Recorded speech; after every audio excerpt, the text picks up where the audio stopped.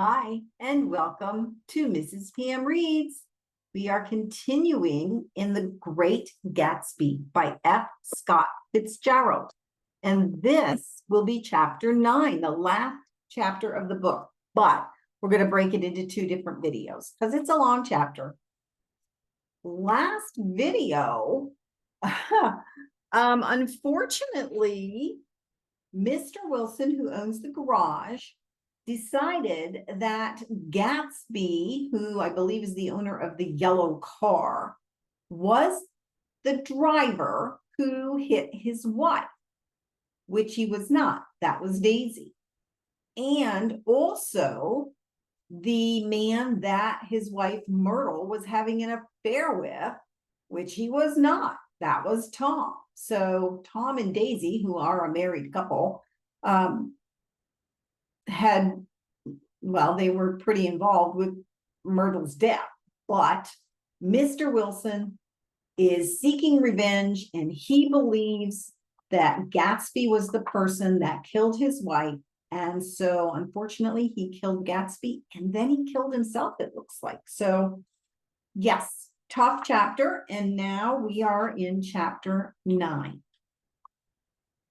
After 2 years, I remember the rest of that day and that night and the next day only as an endless drill of police and photographers and newspaper men in and out of Gatsby's front door. A rope stretched across the main gate, and a policeman by it kept out the curious. But little boys soon discovered that they could enter through my yard, and there was always a few of them clustered open-mouthed about the pool. Someone with a positive manner, perhaps a detective, used the expression madman as he bent over Wilson's body that afternoon, and the adventitious authority of his voice set the key for the newspaper reporters the next morning. Most of those reporters were a nightmare. Grotesque, circumstantial, eager, and untrue reports. When Michaelis's testimony at the inquest brought light Wilson's suspicions of his wife, I thought the whole tale would shortly be served up in racy pasquinade. New word for me.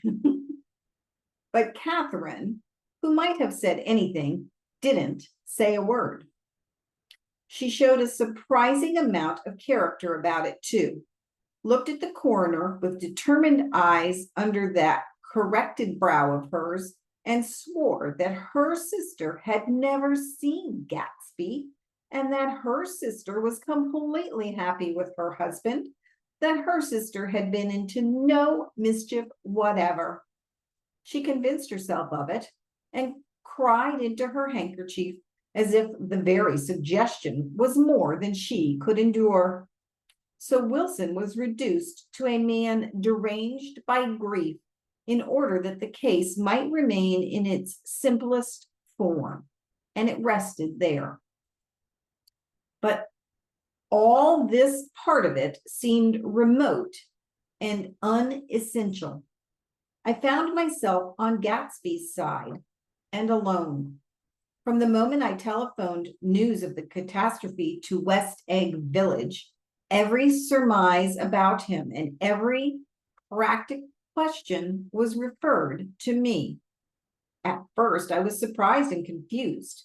Then, as he lay in his house and didn't move or breathe or speak, hour upon hour, it grew upon me that I was responsible because no one else was interested.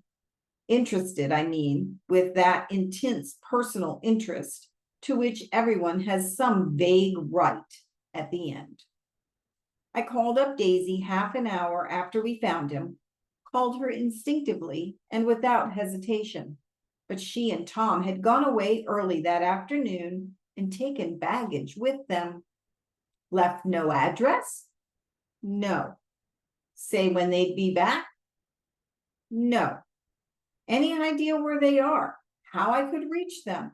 I don't know. Can't say. I wanted to get somebody for him. I wanted to go into the room where he lay and reassure him. I'll get somebody for you, Gatsby. Don't worry. Just trust me, and I'll get somebody for you. Meyer Wolfsheim's name wasn't in the phone book. The butler gave me his office address on Broadway, and I called information, but by the time I had the number, it was long after 5, and no one answered the phone. Will you ring again? I've rung 3 times. It's very important. Sorry, I'm afraid no one's there. I went back to the drawing room and thought for an instant that they were chance visitors, all these official people who'd suddenly filled in. But as they drew back the sheet and looked at Gatsby with unmoved eyes, his protest continued in my brain. Look here, old sport. You've got to get somebody for me. You've got to try hard. I can't go through this alone. Someone started to ask me questions, but I broke away and going upstairs looked hesitantly through the unlocked parts of his desk. He'd never told me definitely that his parents were dead, but there was nothing, only the picture of Dan Cody, a token of forgotten violence, staring down from the wall. Next morning, I sent the butler to New York with a letter to Wolfsheim, which asked for information and urged him to come out on the next train. That request seemed superfluous when I wrote it, but was I sure he'd start when he saw the newspapers, just as I was sure there'd be a wire from Daisy before noon. But neither a wire nor Mr. Wolfsheim arrived. No one arrived except more police, more photographers, and newspaper men. When the butler brought back Wolfsheim's answer, I began to feel a feeling of defiance, of scornful solidarity between Gatsby and me against it all. Dear Mr. Carraway, this has been one of the most terrible shocks of my life. To me, I hardly can believe that it is all true. Such a mad act as that man did should make us all think. I cannot come down now as I am tied up in some very important business and cannot get mixed up with this thing now. If there is anything I can do a little later, let me know in a letter by Edgar. I hardly know where I am when I hear about a thing like this, and I am completely knocked down and out. Yours truly, Meyer Wolfsheim. And then hastily addended beneath, sorry, I'm shifting my legs here. Let me know about the funeral, etc. Do not know his family at all. When the phone rang that afternoon and long distance said Chicago was calling, I thought this would be Daisy at last. But the connection came through as a man's voice, very thin and far away. This is Slagle speaking.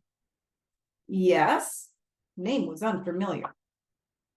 Hell of a note, isn't it? Get my wire? There haven't been any wires. Young Park's in trouble, he said rapidly. They picked him up when he handed the bonds over the counter. They got a circular from New York giving him the numbers just 5 minutes before. What do you know about that, hey? You can never tell in these hick towns. Hello? I interrupted breathlessly. Look here. This isn't Mr. Gatsby. Mr. Gatsby is dead. There was a long silence on the other end of the wire, followed by an exclamation, then a quick squawk as the connection was broken. I think it was on the 3rd day that a telegram signed Henry C. Gatz arrived from a town in Minnesota.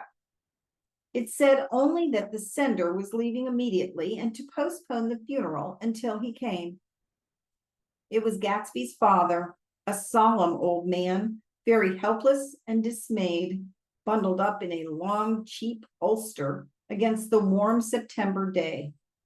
His eyes leaked continuously with excitement, and when I took the bag and umbrella from his hands, he began to pull so incessantly at his sparse gray beard that I had difficulty in getting his coat off. He was on the point of collapse, so I took him into the music room and made him sit down while I sent for something to eat. But he wouldn't eat, and the glass of milk spilled from his trembling hand. I saw it in the Chicago newspaper, he said. It was in all the Chicago newspaper. Guess he's stumbling over his words. Paper. I started right away. I didn't know how to reach you. His eyes, seeing nothing, moved ceaselessly about the room. It was a madman, he said. He must have been mad. Wouldn't you like some coffee? I urged him. I don't want anything. I'm all right now, Mr. Caraway. Well, I'm all right now. Where have they got Jimmy? I took him into the drawing room where his son lay and left him there. Some little boys had come up on the steps and were looking into the hall. When I told them who had arrived, they went reluctantly away. After a little while, Mr. Gatz opened the door and came out, his mouth ajar, his face flushed slightly, his eyes leaking isolated and unpunctual tears. He had reached an age where death no longer has the quality of ghastly surprise. And when he looked around him now for the first time and saw the height and splendor of the hall and the great rooms opening out from it into a bedroom upstairs,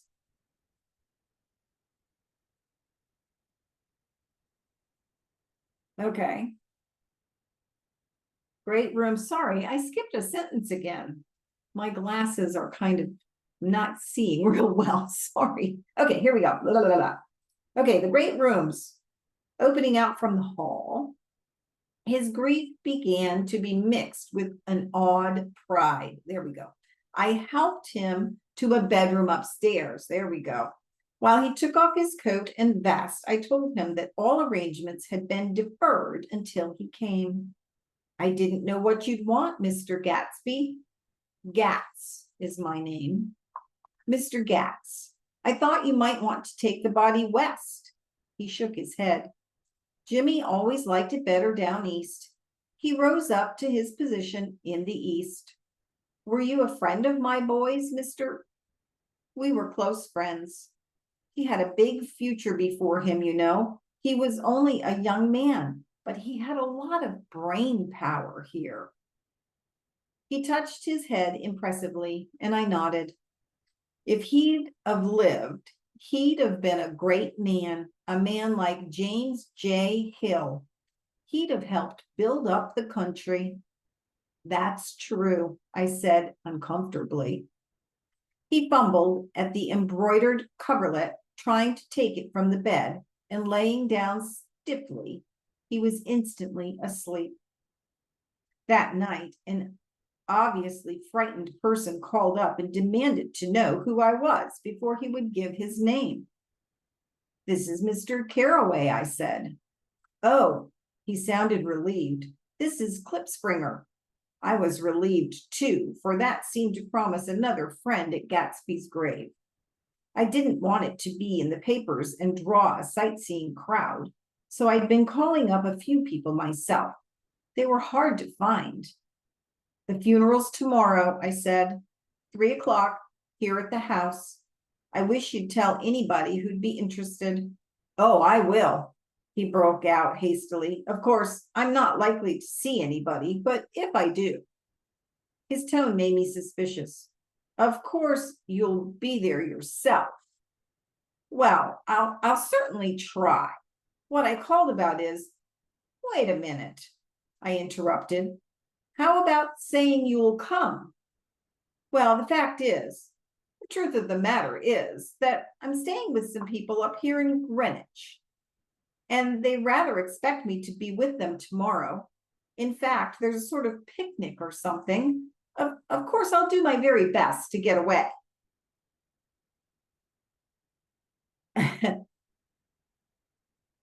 There's an interesting phrase here I think I'll skip. And Nick says, huh. And he must have heard me, for he went on nervously. What I called up about was a pair of shoes I left there. I wonder if it'd be too much trouble to have the butler send them on. You see, they're tennis shoes, and I'm sort of helpless without them. My address is BF. I didn't hear the rest of the name because I hung up the receiver.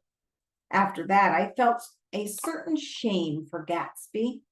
One gentleman to whom I telephoned implied that he had got what he deserved. However, that was my fault, for he was one of those who used to sneer most bitterly at Gatsby on the courage of Gatsby's liquor, and I should have known better than to call him. The morning of the funeral, I went up to New York to see Meyer Wolfsheim. I couldn't seem to reach him any other way. The door that I pushed open on the advice of an elevator boy was marked the Swastika Holding Company. And at first, there didn't seem to be anyone inside. But when I'd shouted, hello, several times in vain, an argument broke out behind a partition. And presently, a lovely Jewess appeared at an interior door and scrutinized me with black, hostile eyes. Nobody's in, she said. Mr. Wolfsheim's gone to Chicago. The first part of this was obviously untrue, for someone had begun to whistle the rosary tuneless inside. Please say that Mr. Carraway wants to see him. I can't get him back from Chicago now, can I? At this moment, a voice, unmistakably Wolfsheim's, called, Stella, from the other side of the door. Leave your name on the desk, she said quickly. I'll give it to him when he gets back. But I know he's here. She took a step toward me and began to slide her hands indignantly up and down her hips. You young men think you can force your way in here anytime, she scolded. We're getting sick and tired. It's one word, sick and tired, no space. Sick and tired of it. When I say he's in Chicago, he's in Chicago. I mentioned Gatsby. Oh, she looked me over again. Will you just, what was your name? She vanished. In a moment, Meyer Wolfsheim stood solemnly in the doorway, holding out both hands. He drew me into his office, remarking in a reverent voice that it was a sad time for all of us, and he offered me a cigar. My memory goes back to when I first met him, he said, a young major just out of the army and covered over with medals he got in the war. He was so hard up, he had to keep on wearing his uniform because he couldn't buy some regular clothes. First time I saw him was when he come into Weinbrenner's pool room at 43rd Street and asked for a job. He hadn't eat anything for a couple of days. Come on, have some lunch with me, I said. He ate more than $4 worth of food in half an hour. Now, this was 1920, so $4 worth of food was probably a lot. Did you start him in business? I inquired. Start him? I made him. Oh. I raised him up out of nothing, right out of the gutter. I saw right away he was a fine appearing, gentlemanly young man. And when he told me he was an Oxford, I knew I could use him good. I got him to join up in the American Legion, and he used to stand high in there.